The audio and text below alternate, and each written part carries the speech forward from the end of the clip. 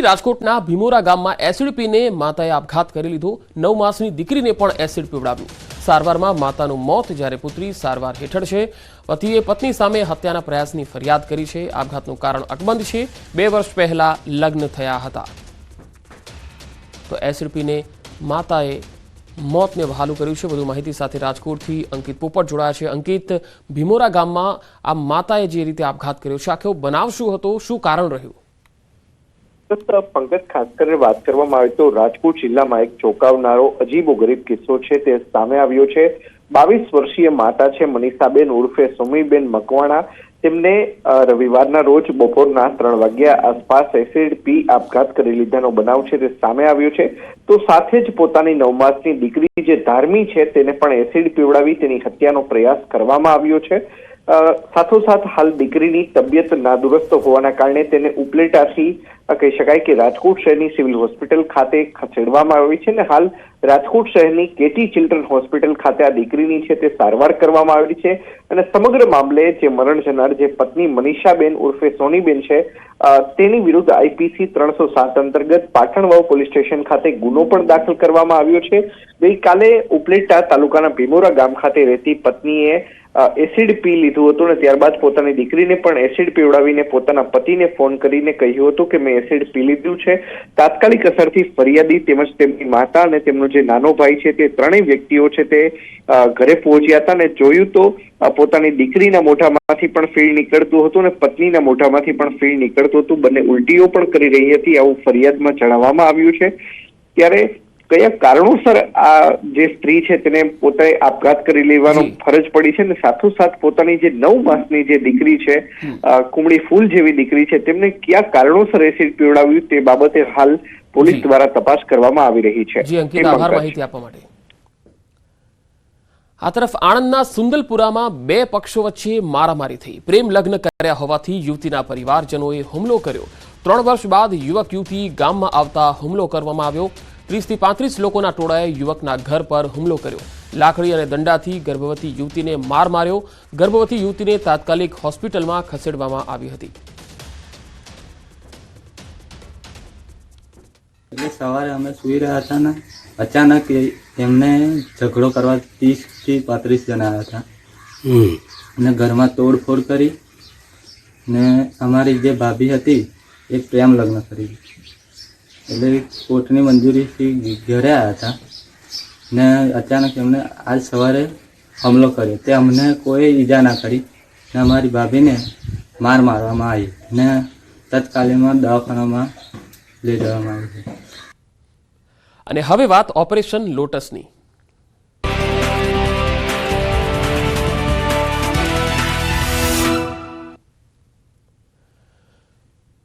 લોકસભાની ચૂંટણી પહેલા ગુજરાતના રાજકારણમાં ગરમાવો આવી ગયો છે।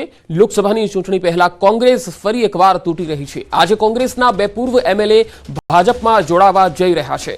ચિરાગ કાલરિયા, બાલકૃષ્ણ પટેલ ભાજપમાં ભળશે। જામજોધપુરના પૂર્વ MLA ચિરાગ કાલરિયા ભાજપમાં જોડાશે। 2017માં ચિરાગ કાલરિયા જામજોધપુર બેઠકથી કોંગ્રેસની ટિકિટ પરથી ચૂંટણી જીત્યા હતા। કાલરિયા અગાઉ ભાજપના નેતાઓ સાથે પણ જોવા મળ્યા હતા। તો 2022માં વડોદરાની ડભોઈ બેઠકના કોંગ્રેસના ઉમેદવાર રહેલા બાલકૃષ્ણ પટેલ આજે ભાજપમાં જોડાશે। 2022ની ચૂંટણી પહેલા ભાજપથી નારાજ થઈ કોંગ્રેસની ટિકિટથી લડ્યા હતા। ઉપરાંત વડોદરાની સાવલી બેઠકના કોંગ્રેસના ઉમેદવાર રહેલા કુલદીપસિંહ રાહુલજી ઉર્ફે વકીલ પણ આજે ભાજપમાં જોડાશે। 2022માં કુલદીપસિંહ ભાજપના કેતન ઇનામદાર સામે હારી ગયા હતા। ભાજપમાં ભરતા પહેલા કુલદીપસિંહ સાવલીમાં શક્તિ પ્રદર્શન પણ કરશે, જે માટે તેમણે 200 ઇકો વેન બુક કરાવી છે। સાવલીના પોતાના ટેકેદારો સાથે તેઓ ભાજપમાં જોડાશે।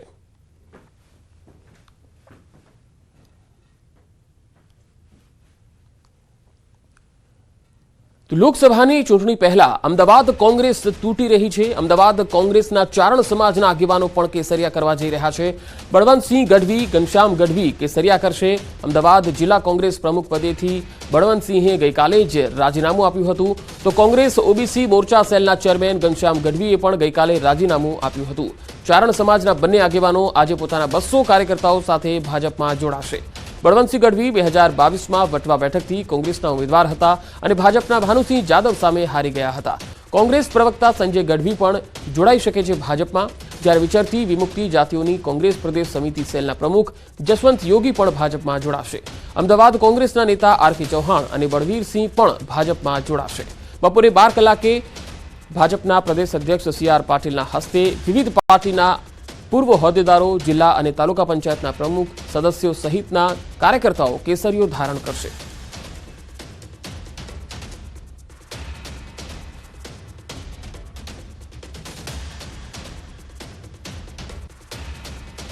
તો લોકસભાની ચૂંટણી પહેલા કોંગ્રેસ તૂટી રહી છે, ત્યારે 4 અલગ અલગ તસવીરો આપણે બતાવી રહ્યા છીએ. આ પહેલા પણ આજે ધર્મેન્દ્ર વાઘેલા છે, તેમણે પણ રાજીનામું આપ્યું હતું, સી.જે. ચાવડાએ રાજીનામું આપ્યું હતું, ભૂપત ભાયાણીએ રાજીનામું આપ્યું હતું અને ચિરાગ પટેલે પણ રાજીનામું આપ્યું હતું અને તેઓ ભાજપમાં જોડાઈ ગયા હતા.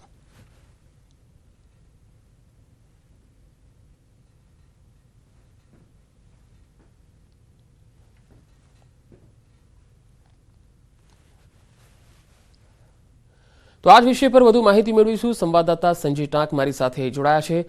સંજય, કોંગ્રેસમાંથી સતત રાજીનામાનો સિલસિલો યથાવત દેખાઈ રહ્યો છે. એક બાદ એક નેતાઓ રિઝાઇન આપી રહ્યા છે. કોંગ્રેસના ટોચના નેતાઓ આ અંગે શું કહી રહ્યા છે? શું આ સિલસિલો રોકાશે કે નહીં રોકાય?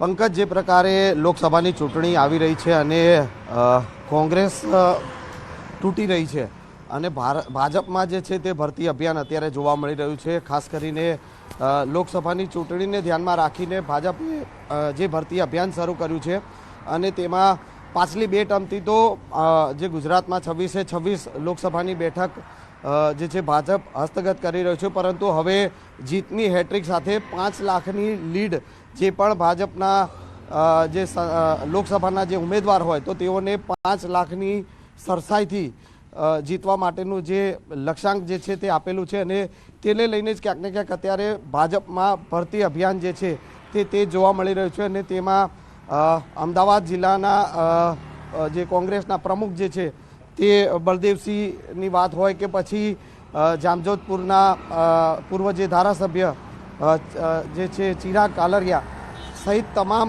જે છે અલગ અલગ જ્ઞાતિના જે આગેવાનો હોય કે પછી ભાજપમાંથી નારાજ થઈને કોંગ્રેસમાં જોડાયા હોય અને કોંગ્રેસના જે વિધાનસભા બેઠકમાં લડ્યા હોય તેવા ઉમેદવારોને પણ હવે ભાજપમાં જોડવાના જે પ્રયાસ થઈ રહ્યા છે અને તેમાં અલગ અલગ નેતાઓ જે છે તે અત્યારે ભાજપમાં જોડાઈ રહ્યા છે, પોતાના સમર્થકોની સાથે ભાજપમાં જોડાઈ રહ્યા છે. એટલે આજે જે ગાંધીનગરના કમલમમાં ભરતી અભિયાન અત્યારે આજે બપોરે 12 વાગે જે છે અલગ અલગ નેતાઓ એ ભાજપમાં જોડાશે અને ભાજપના પ્રદેશ અધ્યક્ષ સી.આર. પાટીલની ઉપસ્થિતિમાં આ નેતાઓ જે છે તે ભાજપમાં જોડાઈ રહ્યા છે. જી પંકજ. જી સંજય, આભાર સમગ્ર માહિતી આપવા માટે.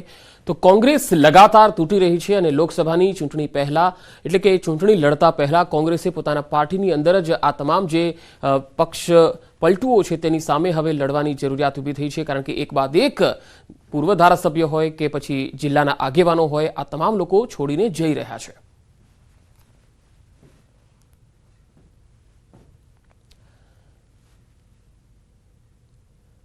અને હવે વાત પરીક્ષા પે ચર્ચાની.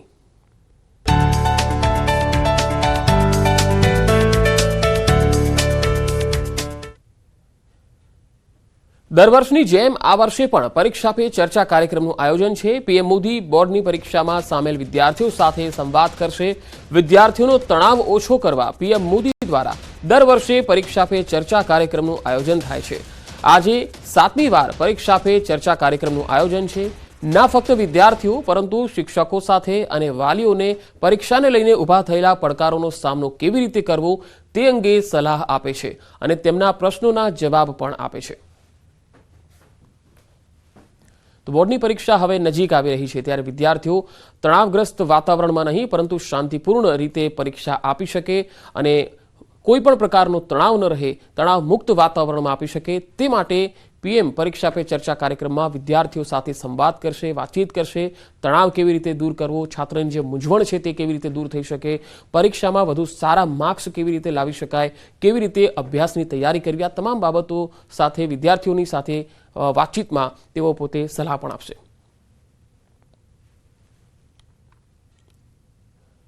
વિદેશ મંત્રી એસ જયશંકર નર્મદાની મુલાકાતે છે। વડોદરા એરપોર્ટ પર વિદેશ મંત્રીનું સાંસદ રંજનબેન ભટ્ટે સ્વાગત કર્યું। એસ જયશંકર નર્મદા જિલ્લામાં વિવિધ વિકાસ કાર્યોનું ખાતમુહૂર્ત કરશે। વિદેશ મંત્રીના હસ્તે આરોગ્ય, કૌશલ્યવર્ધન અને શિક્ષણના વિકાસ કામોનું લોકાર્પણ કરાશે, તો એકતાનગરમાં IHCL સ્કિલ સેન્ટરનું ઉદ્ઘાટન કરશે। સાથે જ તેઓ ગરુડેશ્વર સબ ડિસ્ટ્રિક્ટ હોસ્પિટલની પણ મુલાકાત લેવાના છે। આ ઉપરાંત રાજપીપળા ચિલ્ડ્રન હોમની મુલાકાત લઈ ત્યાં નવી લેબ અને સ્માર્ટ ક્લાસનું ઉદ્ઘાટન કરશે। ઉપરાંત લાચરસ પ્રાથમિક આરોગ્ય કેન્દ્રથી નવી એમ્બ્યુલન્સને લીલી ઝંડી આપી જનસેવામાં સમર્પિત કરશે।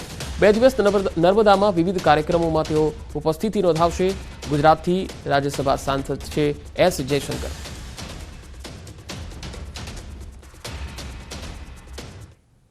વડોદરામાં હરણી બોટકાંડ મામલે કાર્યવાહી। રાજ્ય સરકારે 10 દિવસમાં રિપોર્ટ સોંપવા કહ્યું હતું। આજે 10મો દિવસ હોવાથી કલેક્ટર રિપોર્ટ સોંપી શકે છે। કલેક્ટરના રિપોર્ટ બાદ રાજ્ય સરકાર કાર્યવાહી કરશે।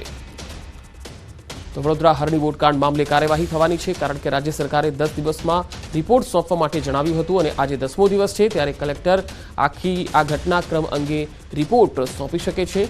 રાજ્ય સરકાર આ રિપોર્ટના આધારે કાર્યવાહી કરશે।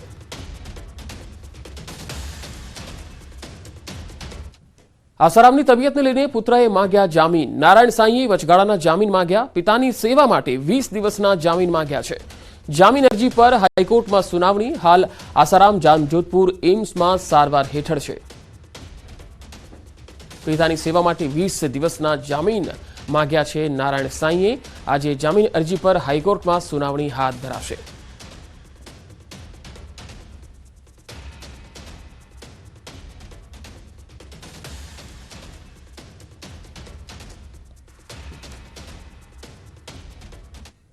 આગળ વધુ સમાચારો પર નજર કરીશું। હાલ રોકાઈશું એક બ્રેક માટે।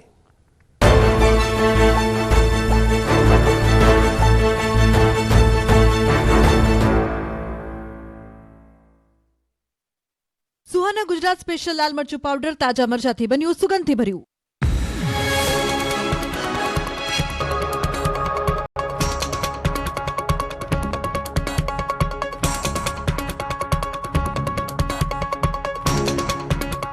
સુહાના ગુજરાત સ્પેશિયલ લાલ મરચું પાવડર તાજા મરચાથી બન્યું, સુગંધથી ભર્યું। આદિ હતું ચોરખાનું। 618 દારૂની બોટલ સાથે પોલીસે 2 આરોપીની કરી ધરપકડ। વલસાડમાં તોડકાંડ સામે પોલીસની કાર્યવાહી। PSI VA વસાવા, ASI મયુરીબેન અને રાઇટર કરમસિંહને સસ્પેન્ડ કરાયા। NRI પરિવાર સાથે ગેરવર્તન કરી મોટી રકમની વસૂલાત કરતા જિલ્લા પોલીસ વડાએ કરી કડક કાર્યવાહી। ગાંધીનગરમાં આરટી એક્ટિવિસ્ટ સામે કાર્યવાહી। CID ક્રાઇમ બ્રાન્ચે મહેન્દ્ર પટેલના ઘરેથી કરોડો રૂપિયા કબજે કર્યા। સુરતના સ્કૂલ સંચાલક પાસેથી 66 લાખનો તોડ કર્યા હોવાનો આરોપ। અરજી બાદ ફરિયાદ દાખલ થતા કરાઈ કાર્યવાહી।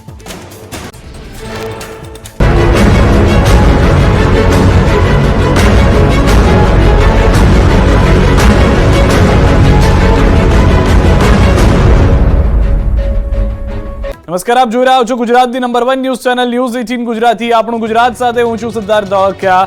જામ ખંભાળિયામાં ચાલુ કારે લાગી ગઈ આગ, મચી ગઈ દોડધામ।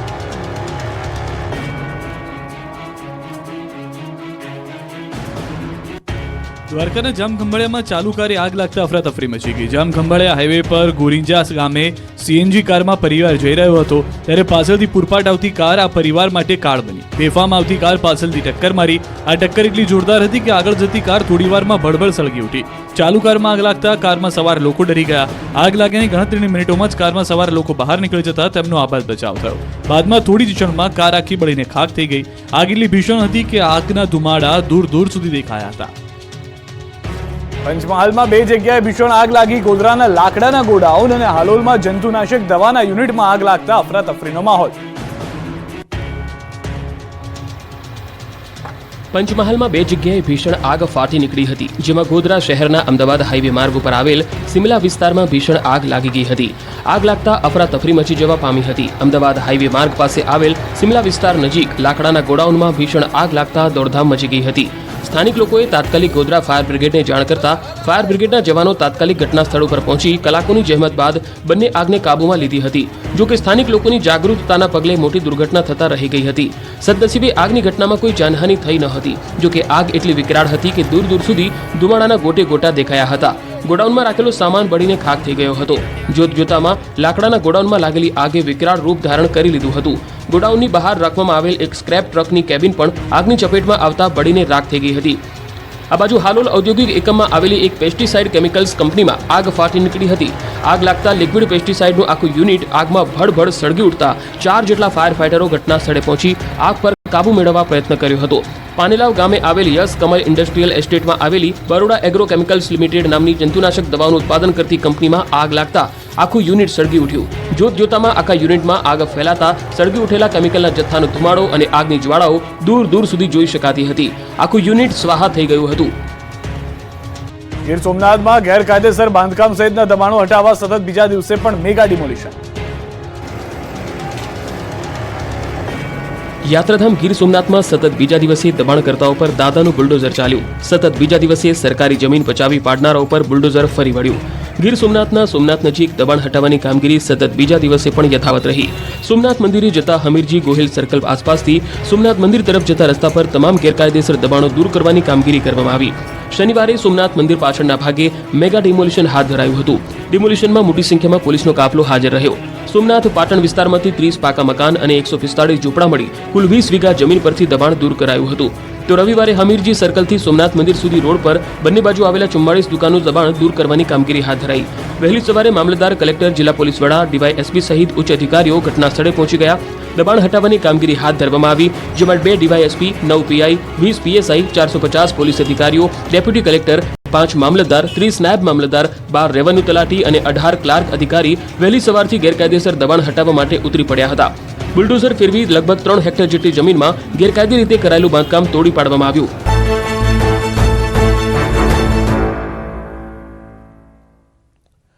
Welcome back. ગુજરાતમાં રમતગમત ક્ષેત્ર હવે સતત નવા શિખર પર જઈ રહ્યું છે. ગુજરાતના રમતવીરોએ અનેક સિદ્ધિઓ અપાવીને રાજ્યને નવી ઓળખ આપી છે. ગુજરાતમાં આજે દિન પ્રતિદિન સ્પોર્ટ્સ ઇન્ફ્રાસ્ટ્રક્ચરમાં યશ કલગી ઉમેરાઈ રહી છે. આ બધું માત્ર પીએમ મોદીના વિઝનના કારણે શક્ય બન્યું છે. પીએમ મોદીના વિઝનને મુખ્યમંત્રી ભૂપેન્દ્ર પટેલની સરકાર આગળ ધપાવવા સતત પ્રયત્નશીલ રહી છે. ત્યારે આવો જોઈએ રમતગમત ક્ષેત્રે ગુજરાતમાં થયેલા વિકાસની વાત.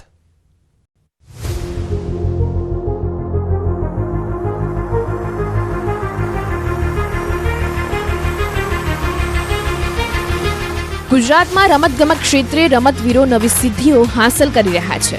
ગુજરાતના ખેલાડીઓ હવે રાષ્ટ્રીય સ્તરે સ્પર્ધામાં ભાગ લઈ અન્ય રાજ્યના ખેલાડીઓને હરાવી જીત મેળવી રહ્યા છે. આ માત્ર ગુજરાતના પનોતા પુત્ર અને દેશના પ્રધાનમંત્રી નરેન્દ્ર મોદીના વિઝનના કારણે જ શક્ય બન્યું છે. પ્રધાનમંત્રીના વિઝનને સફળ બનાવવા મુખ્યમંત્રી ભૂપેન્દ્ર પટેલની સરકાર સતત કાર્યશીલ છે. રાજ્યના રમતગમત મંત્રી હર્ષ સંઘવી અને રાજ્ય સરકાર ખેલાડીઓની સાથે ઊભી છે. ગુજરાતમાં આજે દિન પ્રતિદિન સ્પોર્ટ્સ ઇન્ફ્રાસ્ટ્રક્ચરમાં યશ કગલી ઉમેરાઈ રહી છે. રાજ્ય સરકારના પ્રયત્નોથી ગુજરાતમાં રમતગમત ક્ષેત્રમાં ક્રાંતિકારી પરિવર્તન આવ્યું છે.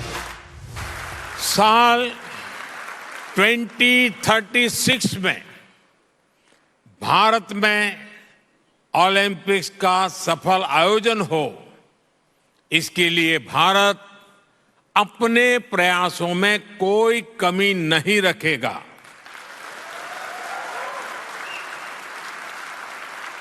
ये 140 करोड़ भारतीयों का बरसों पुराना सपना है, उनकी आकांक्षा है. इस सपने को अब हम आप सबके सहयोग से पूरा करना चाहते हैं. ગુજરાતને તો 2 દાયકાથી વડાપ્રધાનશ્રીના વિઝનરી લીડરશીપનો લાભ મળી રહ્યો છે અને તેમના દિશા દર્શનમાં આપણે 2036માં ઓલિમ્પિકની યજમાની કરવા કટિબદ્ધ બન્યા છીએ. આદરણીય શ્રી વડાપ્રધાન શ્રી નરેન્દ્રભાઈ મોદી કહે છે કે potential plus platform is equal to performance. આ વાતનું ઉત્કૃષ્ટ ઉદાહરણ ગુજરાતનો ખેલ મહાકુંભ છે. વર્ષ 2010માં પ્રથમ વખત રાજ્યકક્ષાના રમતોત્સવની શરૂઆત કરાવનારા પીએમ મોદીએ ખેલ મહાકુંભથી દેશને મહાક્રાંતિ આપી છે. ખેલાડીઓની પ્રતિભાને મંચ આપવા રાજ્ય સરકાર દ્વારા ખેલ મહાકુંભ. વિજેતા ખેલાડીઓને મળશે કુલ ₹45 કરોડની ઇનામી રકમ. ખેલ મહાકુંભ 2.0માં કુલ 39 સ્પોર્ટ્સ ઇવેન્ટમાં 66 લાખથી વધુ ખેલાડીઓ ભાગ લેશે. ભારત 2036માં ઓલિમ્પિક સ્પર્ધા યોજવા માટે તૈયાર. ઓલિમ્પિક્સને લઈને અમદાવાદ યજમાન બનવાની કરી રહ્યું છે તૈયારી. અલગ અલગ સ્થાનો પર રમતગમતની સુવિધાઓ માટે જરૂરી ઇન્ફ્રાસ્ટ્રક્ચરની તૈયારીઓ. 2010માં ખેલ મહાકુંભમાં કુલ મળીને 15 લાખથી વધારે ખેલાડીઓએ ભાગ લીધો અને આજે 2023માં ખેલ મહાકુંભની યાત્રા 66 લાખ યુવાનો જોડે આગળ વધી રહી છે. અમદાવાદ શહેરમાં એક જ જગ્યાએ કોમનવેલ્થ, એશિયાઈ, ઓલિમ્પિક જેવી રમતગમતની સ્પર્ધા યોજાઈ શકશે. શહેરમાં હાલ 4600 કરોડના ખર્ચે 215 એકરમાં સરદાર પટેલ સ્પોર્ટ્સ એન્કલેવ તૈયાર થઈ રહ્યું છે. તેની સાથે નારણપુરામાં 18 એકરમાં 631 કરોડના ખર્ચે એક સ્પોર્ટ્સ કોમ્પ્લેક્સ પણ તૈયાર થવા જઈ રહ્યું છે. અહીં કોમ્પ્લેક્સમાં સ્વિમિંગ પુલની સાઇઝ FIA એપ્રુવડ રાખવામાં આવી છે, જેમાં મેઇન પુલ, ડાઇવિંગ પુલ અને વોર્મઅપ પુલ તેમજ આર્ટિસ્ટિક પુલ, વોટર પુલ હશે, જેની પ્રેક્ષક ગેલેરી 1500 પ્રેક્ષકોની છે. 10 વર્ષથી ખેલ મહાકુંભ શરૂ થયો છે. ખેલ મહાકુંભ શરૂ થયો એટલે ગામડે ગામડે રમતગમતની પ્રવૃત્તિનો વિકાસ થયો છે કે દરેક નાના નાના ગામડામાંથી લોકો ભાગ લેતા થયા છે. ગુજરાત રાજ્યના તમામ તાલુકા, તમામ જિલ્લા અને ગામડે ગામડેથી સારું ટેલેન્ટ આઈડેન્ટિફાઈ થાય અને ગુજરાત સરકાર શ્રી દ્વારા બનાવેલા આ બધા સ્પોર્ટ્સ ઇન્ફ્રાસ્ટ્રક્ચરની અંદર તે ખેલાડીઓ વૈજ્ઞાનિક પદ્ધતિથી સાયન્ટિફિક કોચિંગ લે અને કોચિંગ લઈ તો તેના માટેની સંપૂર્ણ તૈયારી ગુજરાત સરકાર શ્રી દ્વારા થઈ રહી છે. મોદીજીનું જે વિઝન છે કે સ્પોર્ટ્સની અંદર જે અવેરનેસ આવી છે અને એની અંદરથી જે પણ પબ્લિક છે એ કેટલું પોટેન્શિયલ છે ઇન્ડિયાની અંદર એ આપણને ખબર પડે છે. ખેલ મહાકુંભ ને બધામાં એ આપણને એક એવો પણ પ્લેટફોર્મ મળે છે કે અમારું પરફોર્મન્સ પણ ચેક કરી શકીએ અને સાથે સાથે અમારે એ લેવલની કોમ્પિટિશન પણ મેન્ટેન રહે થ્રુ આઉટ ધ યર. તો એ અમને આગળ આખો એક રોડ મેપ અમારે બનાવી શકીએ કે અમે કઈ રીતના કેવા લેવલ પર કેવું પરફોર્મન્સ આપી શકીએ છીએ. અમદાવાદ શહેરમાં એક જ જગ્યાએ કોમનવેલ્થ, એશિયાઈ, ઓલિમ્પિક જેવી રમતગમતની સ્પર્ધા યોજાઈ શકશે. શહેરમાં હાલ 4600 કરોડના ખર્ચે 215 એકરમાં સરદાર પટેલ સ્પોર્ટ્સ એન્કલેવ તૈયાર થઈ રહ્યું છે.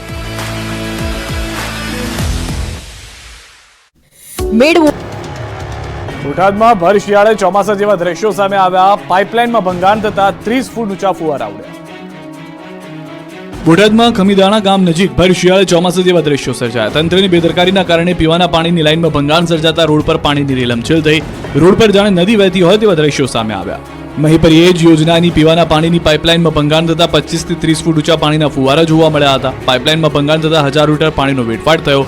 નાવડાથી બોટાદ તરફ જતી પીવાના પાણીની પાઇપલાઇનમાં ભંગાણ થતા આસપાસના ખેતરો અને રોડ પાણી થઈ ગયા.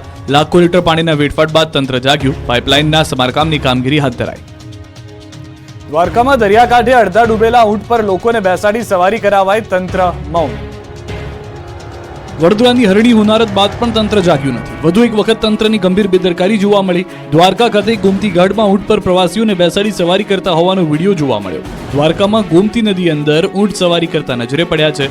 ઊંટ માલિકો પૈસાની લાલચે લોકોના જીવ જોખમમાં મૂક્યા છે. હજારોની સંખ્યામાં યાત્રિકો દર્શન કરવા માટે આવતા હોય છે, ત્યારે યાત્રાધામ દ્વારકાના ગોમતી નદી અંદર ઊંટ સવારી કરી લોકોએ પણ પોતાના જીવને જોખમમાં મૂક્યા.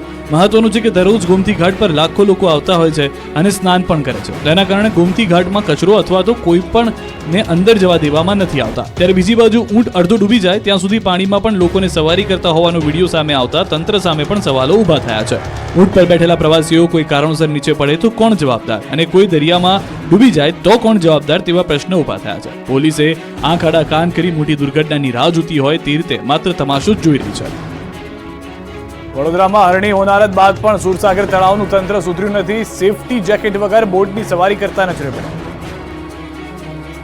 વડોદરામાં હરણી બોટ દુર્ઘટના બાદ પણ વડોદરા સુરસાગર તળાવનું તંત્ર પણ સુધર્યું નથી. હજુ પણ સુરસાગર તળાવમાં બેદરકારી દાખવવામાં આવતી હોવાનું સામે આવ્યું છે. સુરસાગર તળાવમાં કોઈ સેફટી વગર લોકો બોટિંગ કરતા નજરે પડ્યા છે. કલેક્ટરની મનાઈ છતાં સુરસાગર તળાવમાં જીવના જોખમે બોટિંગ કરવા